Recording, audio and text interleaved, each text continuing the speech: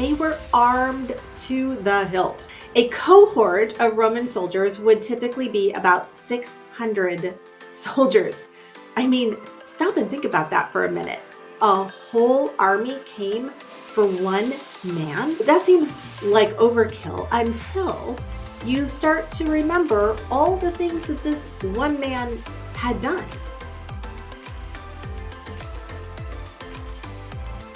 Dastardly, Judas. Welcome to Bible Study Hub. I'm Ann Wiggins. We are in John chapter 18, and today we're going to just pull the curtain back a little bit and take a peek into the dastardly mind of Judas Iscariot. So that's what we'll be doing today. I will be reading from the Legacy Standard Bible. As always, you're welcome to read from your own version or just listen on. So today we'll be doing John 18, verses 2 to 3, and it says this.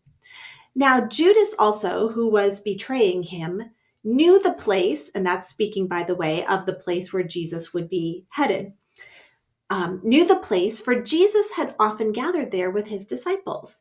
Judas then, having received the Roman cohort and officers from the chief priests and the Pharisees, came there with lanterns and torches and weapons.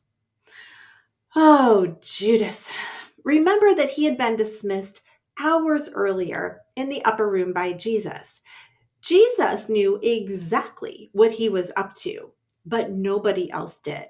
If you remember, the disciples had zero suspicion that Judas was a bad actor. I mean, he must have been, in some ways, a good actor because they had no idea what he was actually like. So when Judas and his enormous entourage comes walking up, it had to have just really thrown the disciples into enormous confusion. I expect they were kind of dumbfounded, probably confused and scared.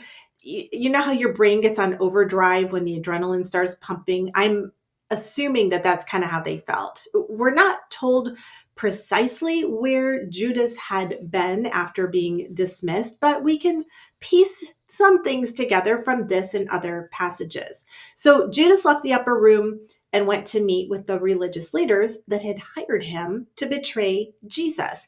And Matthew 26, 14 to 16 fills in something that happened prior to this night. Then it says this, then one of the 12, named Judas Iscariot, went to the chief priests and said, that this is prior to our passage tonight, this has already happened. He said to them, what are you willing to give me to deliver him, Jesus, to you? And they weighed out 30 pieces of silver to him. And from then on, Judas began looking for a good opportunity to betray Jesus.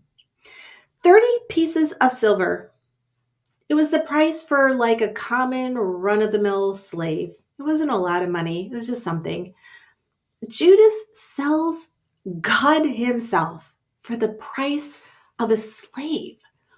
We're not told, but either at this point or later, they must have had some discussion together regarding how to handle the arrest of Jesus. Notice from our passage in John today that they were armed to the hilt for this occasion.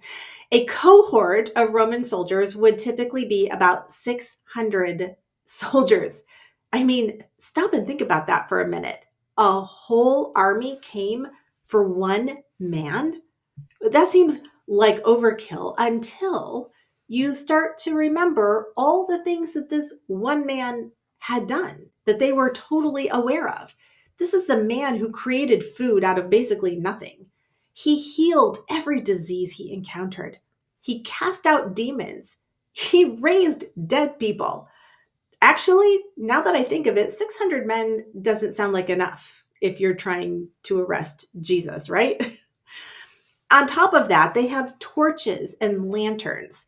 Now, Passover happens every year during the full moon. That's why it, even to this day, moves around the calendar, much like our Easter does. It's because it's not a fixed date. It has to do with the full moon. With a full moon, you don't need a lot of lanterns and torches because you can see because the moon is full and it's casting a lot of light in the night. And also, this was familiar territory. They're not trying to make their way through a jungle for the first time or a place they've never been. So why all the lanterns and torches? Well, we're not told, but our best guess is that they anticipated that maybe Jesus would be in hiding, maybe in a cave, maybe amongst the olive trees. And they were afraid they wouldn't be able to find him. By the way, just as an aside, Jesus absolutely could have hidden from them if he had wanted to. Do you remember how several times in previous passages, when the religious leaders picked up rocks to stone him, he simply walked out of their midst? They could not find him, no matter how hard they tried. And I assume that some of those same leaders, presumably, were in this very group. They knew he could vanish from their sight. So they brought hundreds of trained soldiers along with their own group to make sure they didn't lose him this time. And Jesus, who could blind their eyes from seeing him without moving a muscle or hiding, chooses to allow them to get him. He is sovereign over this and every single second that will follow. He gets crucified because he chooses to. He's not a victim. Well, back to Judas. This is the moment that Judas has been waiting for. 30 measly pieces of silver on the line. What on earth would make him do something like this? I mean, how does this happen? Well, we'll talk more about that tomorrow. But for today, let's just take a moment and bask in the wonder of the infinite power of God and the infinite stupidity of people. If you're watching this and you find yourself in a situation where you're trying to outwit God in some way, just give it up.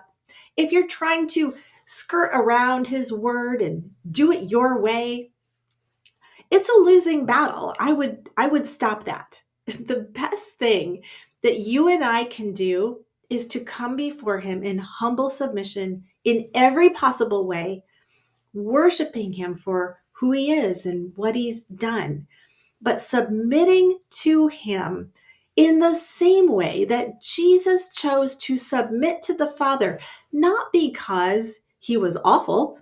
He chose to submit to him because he was fabulous, because he was God incarnate and he wanted nothing more than to accomplish the will of God. Let's take on that type of attitude and let's be people who are always looking for ways to be obedient and submissive to God. We don't need any more Judases around. We want to make sure that we are faithful, devoted followers of Jesus. Well, that'll wrap it up for today. Thank you so much for being with me here on Bible Study Hub. Our videos go live every Monday through Friday, 6 a.m. And I hope it's a great way for you to kick off your day whenever you happen to listen, just to get your mind focused on the Lord and on his word. Until tomorrow, have a great day, and Lord willing, I'll see you back